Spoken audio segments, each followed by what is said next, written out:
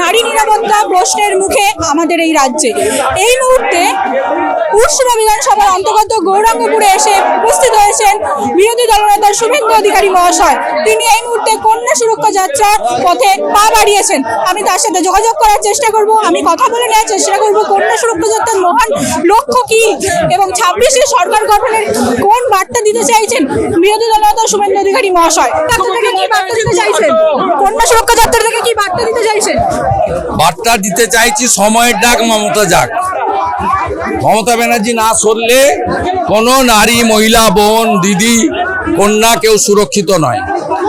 শহরের সাথে গ্রামেও কি নারী নিরাপত্তাহীনতায় ভুগছে, কি মনে করেন?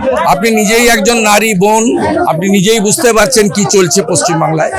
আমরা দেখলাম মাননীয় অপরাজিতা বিল আনার চেষ্টা করছেন, তারপরেও নারী অপরাজিতা বিল আমরা পাস করিয়েছি সবাই মিলে, কিন্তু কার্যকর হবে না। তার কারণ টেকনিক্যালি ফল্ট ছিল। উনি জেনে শুনেই মিডিয়া থেকে যে ইস্যুটা চলছিল অবহেলা, সেখান থেকে ডাইভার্ট করার জন্য এগুলো করেছেন। এটা ওনার চালাকি। উনি চাকরি দিতে পারেননি, ডবল চাকরির বদলে ডবল চাকরি যাচ্ছে। এখানকার আলু চাষিরা সর্বশান্ত হয়েছে মমতার জন্য।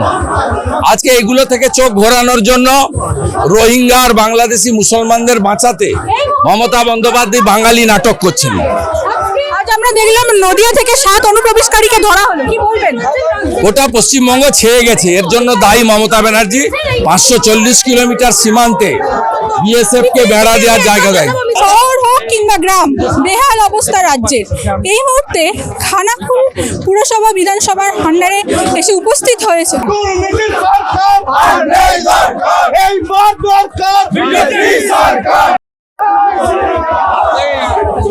আমরা আমাদের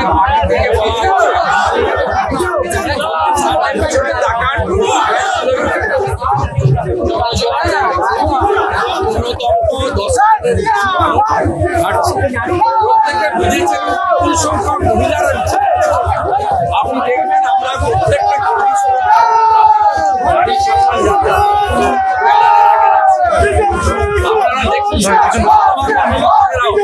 বেরিয়ে এসেছে। মমতা ব্যানার্জি